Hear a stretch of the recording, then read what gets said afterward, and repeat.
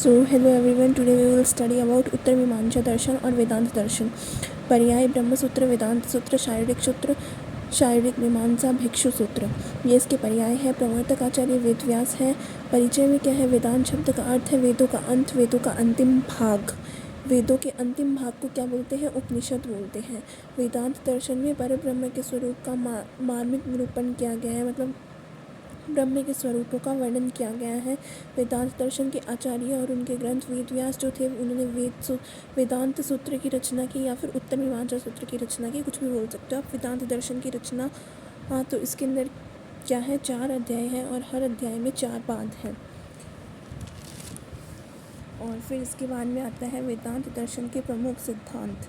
पहला सिद्धांत है, प्रथम सूत्र, ब्रह्म को जगत की उत्पत्ति, स्थिति और प्रलय का कारण माना है। मतलब ब्रह्मा को क्या है, जगत की उत्पत्ति के लिए, उसकी स्टेबिलिटी के लिए और उसके विनाश का मतलब प्रलय का कारण बताया गया है। सृष्टि उत्पत्ति के अव्यक्त आदि पर विचार। कारण शरीर को अव्यक्त कहा गया है।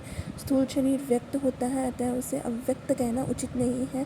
कारण शरीर जो है वो सूक्ष्म होता है, अतः उसे व्यक्त कहा जा सकता है। वेदांत दर्शन ने विवेचन पूर्वक यह सिद्धांत प्रस्थापित किया है कि ब्रह्म ही जगत का उपादान और निमित्त कारण है। उन्होंने सांख्य और न्याय दर्शन के मतों का निराकरण किया। मतलब इन शॉर्ट इसमें बताया गया है कि कारण जो होता है वो कारण शरीर जो होता है वो सूक्ष्म होता है, इसलिए उसको व्यक्त बोल सकते हैं। जो स्थूल शरीर होता है वो व्यक्त होता है, इसलिए अव्यक्त कहना उचित नहीं है। लेकिन जो कारण शरीर होता है उसको अव्यक्त कह सकते हैं। यहाँ पे थोड़ी सी राइटिंग प्रॉब्लम है, मैंने अव्यक्त की जगह व्यक्त लिख दिया है, तो मैं यहाँ पे सही कर देती हूँ।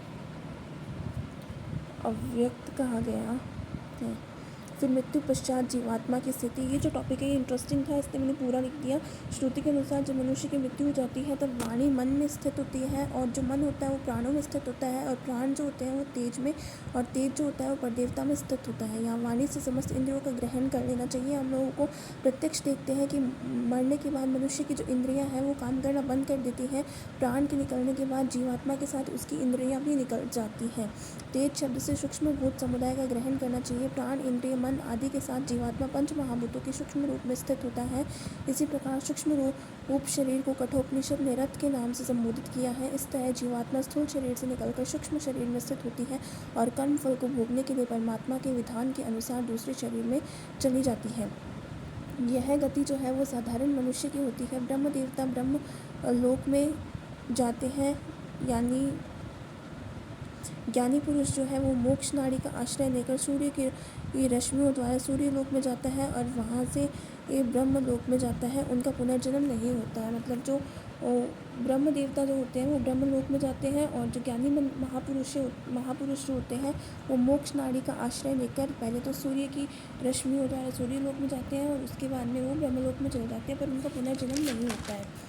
फिर उसके बाद आता है विवर्तवाद। विवर्तवाद क्या कहता है, विवर्त का अर्थ है ब्रह्म या विपर्य। जो वस्तु, विपर्य का मतलब क्या होता है, उल्टा। जो वस्तु जैसी होती है उसको वैसा न समझकर उसका अलग ही ज्ञान होना और उसे ही सत्य समझना। मतलब किसी चीज़ को सच को झूठ समझना और उसी झूठ को सच बताना।